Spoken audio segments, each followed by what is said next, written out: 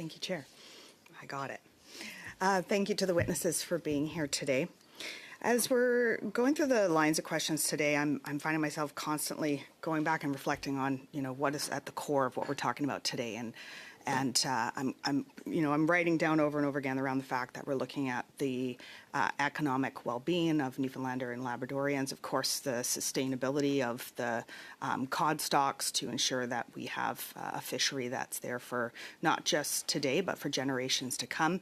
And I think that, from what I'm hearing, this is some core values that we all have here today, which is good to hear. And so, as being discussed today, there is some contradictory information that's coming forward. So I'm trying to understand the different perspectives on this.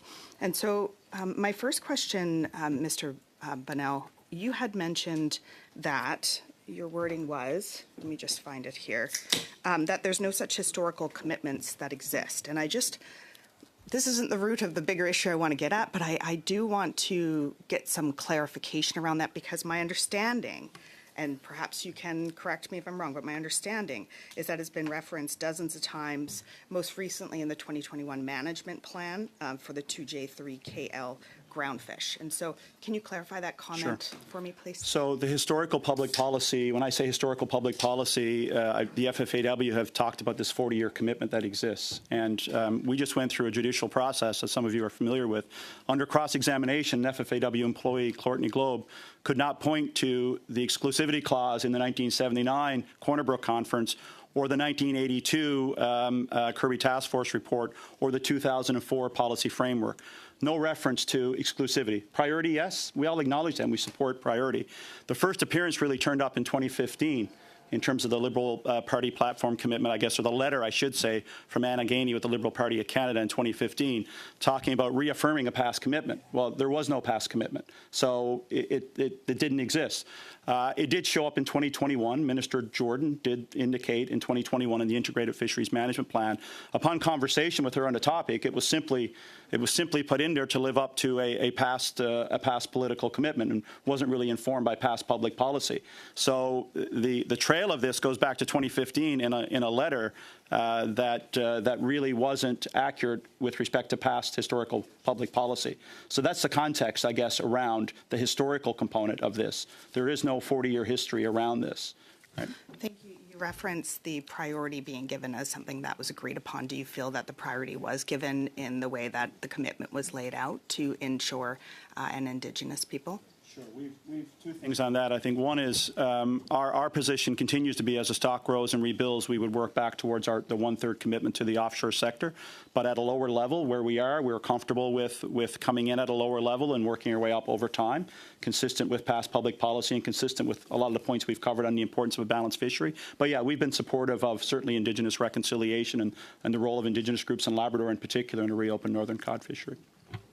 Thank you. I will just continue through the chair to you, Mr. Bonnell. Another thing that you'd spoken about was around the fact that you actually thought that there was actually more stock than were being seen. And one thing that I found interesting, the name Dr. Rose had talked about the fact that the science was changed, that science was being rewritten, and that I had also heard from others that the amount of stock has not actually increased. It was just our way of determining the science, and that it moved the stock into the cautious zone as a result. And so you also referenced in the question to my colleague, Madame Desbiens, around the fact that it didn't sound like there was any anticipation that this fishery would be resuming based on what you were seeing. So perhaps that's just my reading into what you were saying a little bit. And so I'm just wondering what your thoughts are on the fact that the stocks haven't changed, the science did, and what do we do with that to make sure that we are, managing this stock in a cautious way to make sure that they're there for generations to come? So we've been of the view that the limit reference point on the northern cod stock has been too high for a long time, particularly with a changing environment since pre-moratorium days and compared to limit reference points for stocks in other fisheries. So we've held that position for a long time. But the October assessment that took place was done completely independent of us. It was a science-based process. I didn't participate in that process. We had some people within the Atlantic Groundfish Council that participated in the process. But based on the new information that was presented, the assessment model changed.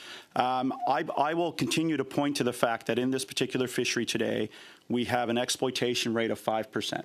And if you talk to prominent fishery scientists, we deal with people like Dr. Ray Hilborn, they talk about total fishing removals. And if you talk about modern fisheries management globally, it's about managing removals. And you'd be hard-pressed to find anybody to say a 5% exploitation rate on cod is overly aggressive compared to Iceland at well over 20%. Norway is probably 30+ right now. And then looking at our pre-moratorium record, which wasn't a pretty picture, over 50% in the years leading up to the moratorium. I'll come back to that key point in terms of, we are taking a conservation approach with respect to this stock. Okay, Aaron, we'll now